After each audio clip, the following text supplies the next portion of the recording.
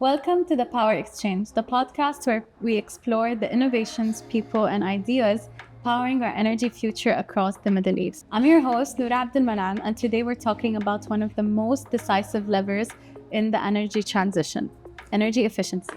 In this episode, we're spotlighting Dalkia, EDF's energy services subsidiary and a global leader in optimizing how buildings and infrastructures use energy. Their mission is simple but powerful: to help cities and industries consume less and consume better. And that mindset is shaping smarter, more sustainable operations across the region. Joining us to break this down is Cedric Carretero, Technical Director for the Middle East at Dalkia Middle East. Cedric leads the teams delivering high-performance technical solutions that make facilities operate more efficiently, reduce energy waste, and create long-term environmental value. Thank you so much for being here. Thank you. Good afternoon, Noura. Good afternoon, everybody. Cedric, before we jump into solutions and technologies, let's start simple. When we talk about energy efficiency today, what are we really talking about, especially considering that right now we're in the Middle East, there's a lot of modern and efficient buildings globally. Why does energy efficiency remain such a strategic priority? To reply to you, I would come back to when I came to Middle East, and it was the COP 28, and it was a big event in Dubai. And during this event, we spoke a lot about energy efficiency, and energy efficiency was named the first fuel of the world. So what does it mean, the first fuel? The first fuel is this energy you are not using, you are saving. And this is the most abundant energy you can find in this world. Of course, after solar energy, you have a lot of resources available on it. If you take the GCC today has a very high demand in terms of energy because of the climate, of course, but also because it's fast growing development in these countries. So today, all the governments in GCC are looking for energy resources to answer for this big demand of energy. And of course, this first fuel is one of this package of energies they can look at. And if you look today, energy efficiency is part of all the national strategy plans in Saudi Vision 2030. If you take in UAE, you have the UAE 2050 energy strategy, and there are big electricity targets for all these countries in the Middle East. Well, we often hear that energy efficiency is the easiest win, but it's clear that implementation might be a little complex. So what challenges do organizations face when trying to reduce energy consumptions, and what are the lessons you have taken from delivering these solutions in the region? If you look at energy efficiency, you need to invest. You need to invest in new chillers, in new cooling, in new solar system. You need to invest in street lighting. You were with Lukash before. All this has a high upfront cost at the beginning, and so some companies, some clients can say, no, it's too expensive to invest in these energy efficiency solutions.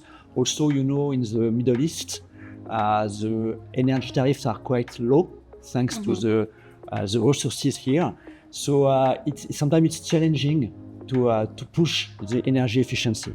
But what I have learned today from my experience for many years now in the Middle East is that there is always a financial solution that our companies, EDF, Dalkia, and so on, are capable to provide to our clients. We can find always the best financial solution to make the best capital recovery and to look also at the life cycle of equipment. And my boss, Steve, he always asks me, be creative in your solutions, be creative.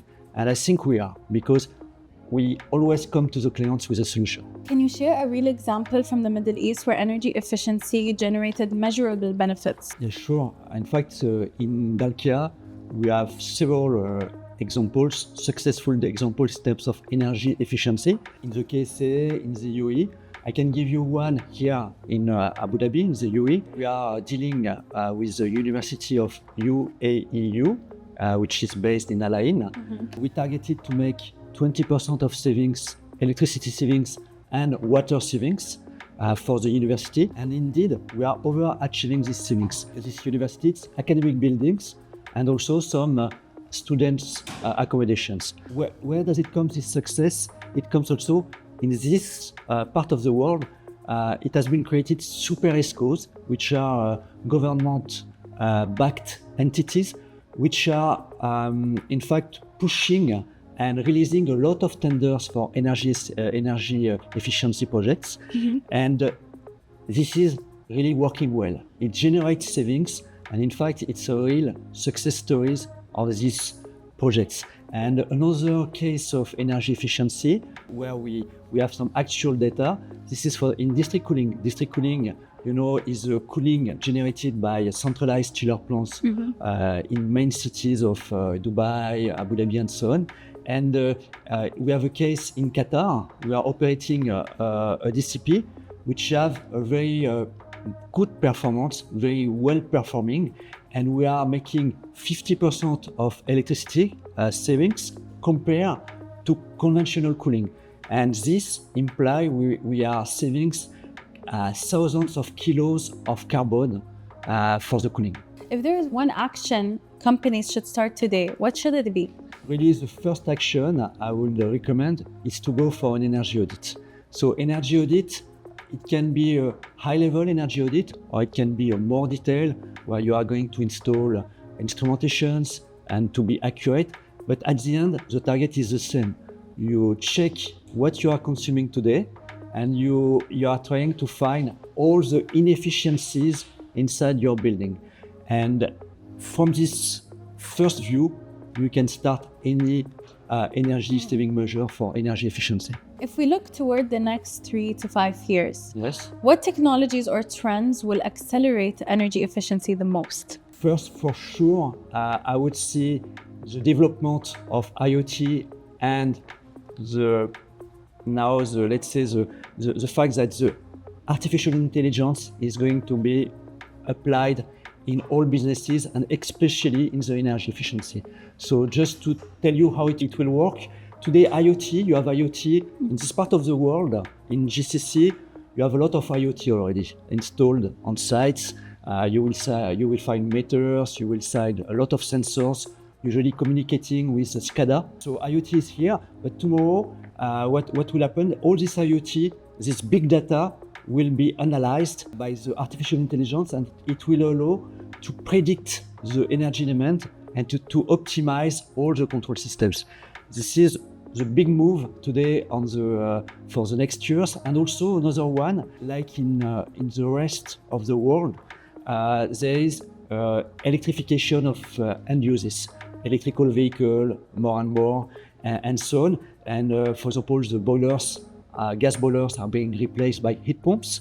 And one of the trends will be, there will be more electrical uses everywhere, there will be more options to do flexibility between the power generation and the end use, and the overall efficiency of the cities will improve thanks to this flexibility. Now that you told me the things we can expect, can you also tell me what are the biggest misconceptions of energy efficiency? I would say that the first belief, it is that energy efficiency indeed is a constraint, because you are going to lose comfort in your building. Because usually customers think we are going to come and we are going to reduce cooling, we are going to switch off the lights, we are going to reduce also the ventilation rate, and so on.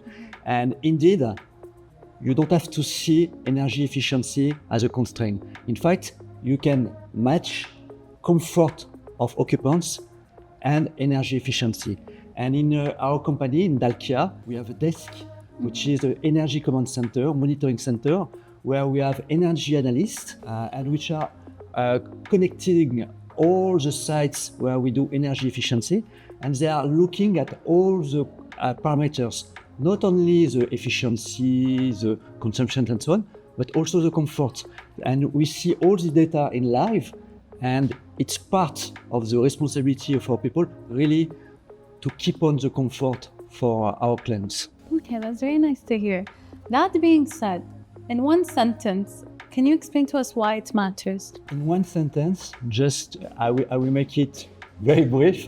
It is to say energy efficiency, first, is to save money. We will save money for our clients and so on.